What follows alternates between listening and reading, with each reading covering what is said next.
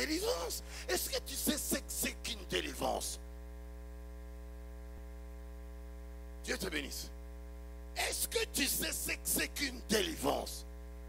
La délivrance n'est pas le fait que quelqu'un tombe à terre.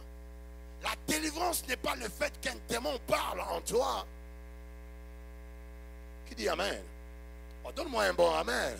Mais sinon tu vas te fatiguer. Tu iras dans tous les séminaires. Qui dit amen?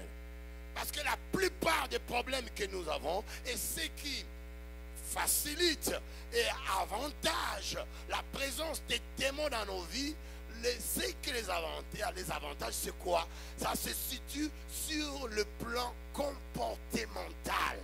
Les comportements, les caractères, behavior, bizaleli, nengozalaka, ta façon d'être, ta façon de parler, ta façon de te comporter, ma soeur. Comment veux-tu qu'on te prêche la parole? Tu hésites pour acclamer, hein? Mais c'est pas non, c'est la vérité. Le Seigneur n'est pas intéressé. Mais on a toujours fait ici, mais il y en a qui ont reçu aussi des délivrances palpables, parce que dans ces ministères, les femmes stériles, vous les savez, elles ont été visitées par le Seigneur, elles ont des enfants alors qu'elles ont été déclarées cliniquement stériles. Vous les savez très bien. Des gens de cancer sont guéris. Mais l'arrogance. J'étais impudique. Quand j'ai rencontré Jésus, j'ai laissé les femmes d'autrui. Je reste fidèle à ma femme. Ça, c'est la vie de quelqu'un qui est transformé. J'étais quelqu'un de colérique. Tu parles, je vais t'engager aussi. Tu m'expliques, je t'explique aussi. Tu me fais ça, moi aussi je te fais ça. D'ailleurs, ça ne va pas prendre de temps, la police y viendra. Mais quand j'ai rencontré Jésus, des fois tu me piétines. Je regarde comme ça. L'apôtre Paul dit des choses qui étaient pour moi comme des gains. Je les regarde aujourd'hui comme de la boue, à cause de l'excellence, connaissance du Seigneur Jésus. L'expérience de la Samarie, le brisement, une étape importante dans la marche chrétienne. Le Seigneur veillera à te briser. Tu arranges du côté comportement, tu verras que le diable n'a aucun pouvoir sur toi. Tu verras que les démons là, non, c'est toi qui leur donnes de l'oxygène. C'est toi-même qui leur donne du carburant. C'est toi-même qui leur donne de l'oxygène. Tu vas te promener fatigué, tu finiras toutes les conventions du monde. Ces démons là seront toujours là parce que tu ne comprends pas que le problème n'est pas là. Le problème c'est au niveau de ton caractère. Donne-moi un bon amen. Une fille qui a 10 ans, 13 ans, 14 ans, qui répond impoliment à sa mère.